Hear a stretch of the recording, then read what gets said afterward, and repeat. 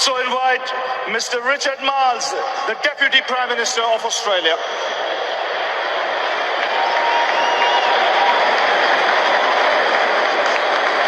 So the Honourable Prime Minister of India, Mr. Narendra Modi, and Mr. Richard Marles, the Deputy Prime Minister of Australia. Well, thank you, Pat.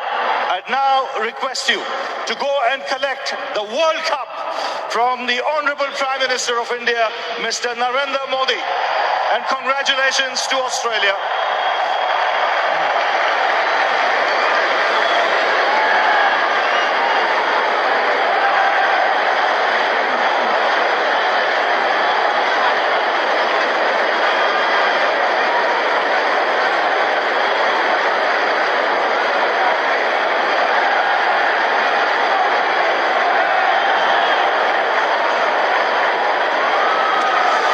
And it's many congratulations to Australia.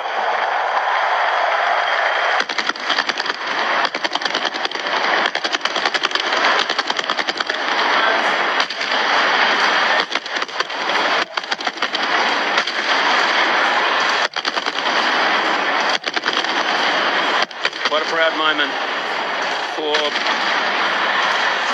Pat Cummins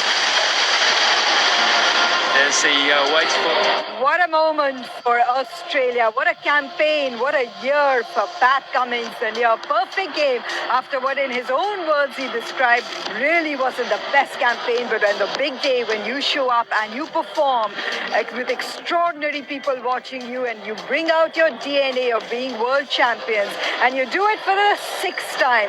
In 1987 they won it for their first title, their first title right here on Indian shores, and they have done it again. We've got a full pack analyst with us here on Jindal Panther Cricket Live, powered by Amal. But first and foremost, I will go to Aaron Finch, our world champion in the house.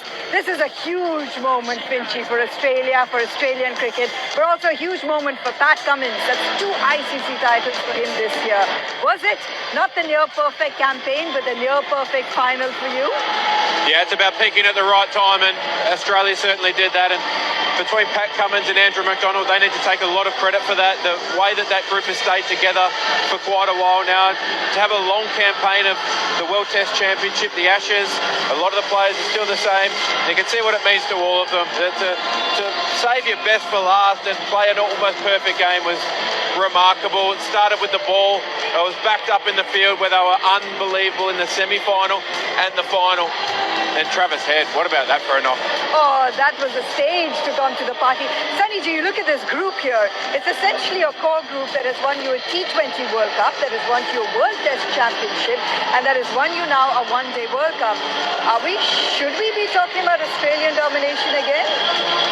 We should be, because of the way they've been playing. Look at the way they don't forget they retained the Ashes as well before they came for the World Cup. So they've really had an outstanding season, starting with